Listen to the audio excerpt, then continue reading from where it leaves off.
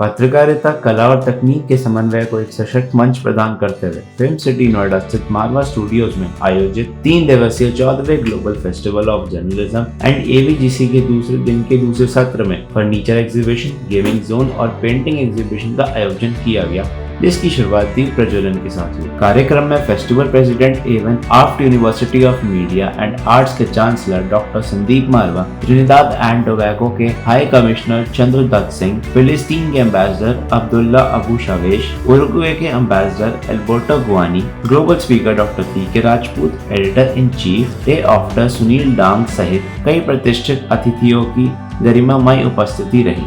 Doctor Sandeep Marwah ने कहा, global festival of journalism and AVGC केवल एक आयोजन नहीं बल्कि युवाओं की कल्पनाशील सोच, कौशल और नवाचार को वैश्विक पहचान दिलाने का मंच है। कार्यक्रम के दौरान अतिथियों ने स्टूडेंट्स को क्रिएटिविटी और उनके कर्मों की सराहना की। इस दौरान अतिथिगण द्वारा फर्नीचर एग्जीबिशन का उद्घाटन किया गया।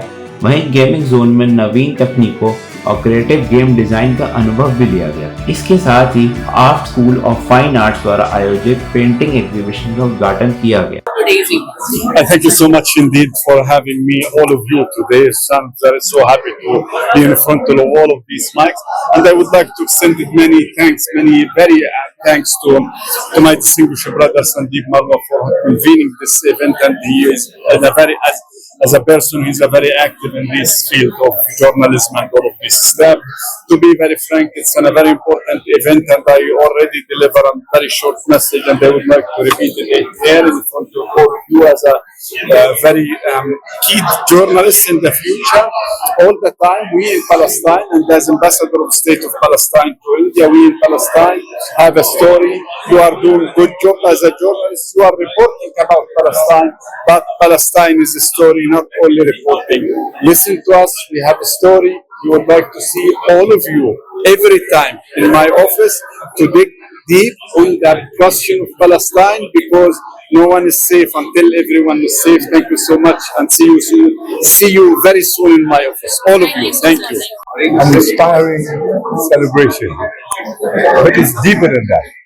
I really admire the whole movement of the Marwa Studios and the depth of the programming that goes on, not only for India but for all of us around.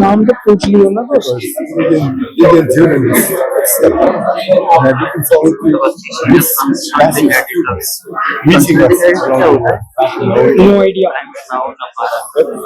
Generally speaking, I'm so impressed about so much that's happening in India. And this is a reflection.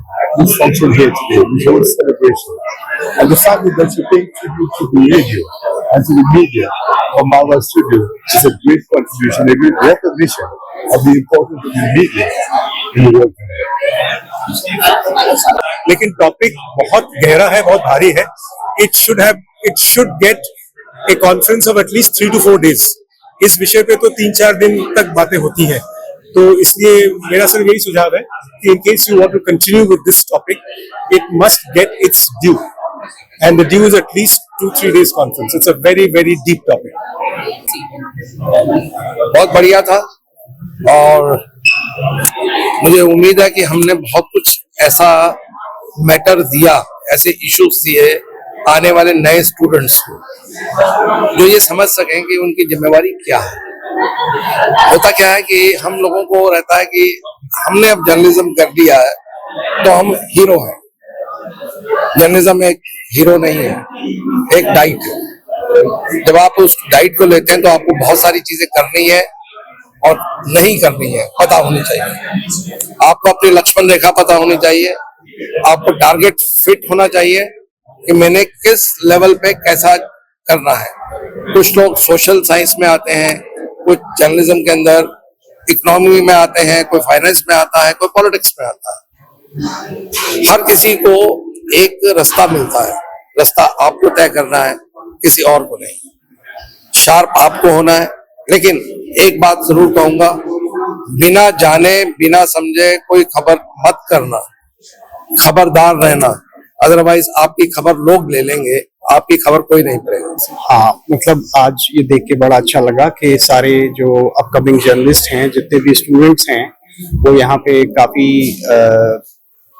मतलब अपने experience को लेके, और in fact मैंने तो कुछ pictures भी बच्चों को दिखाई और अपना एक्सपीरियंस उनके साथ शेयर किया, और उनको ये बताया कि एक फोटो जर्नलिस्ट बनने के लिए आपको किस किस चीज का ध्यान रखना है और किस तरीके से आप एक रिस्पॉन्सिबल फोटो जर्नलिस्ट बन के सोसाइटी को आप एक डायरेक्शन दे सकते हैं और लोगों के लिए आप कुछ अच्छा कर सकते हैं।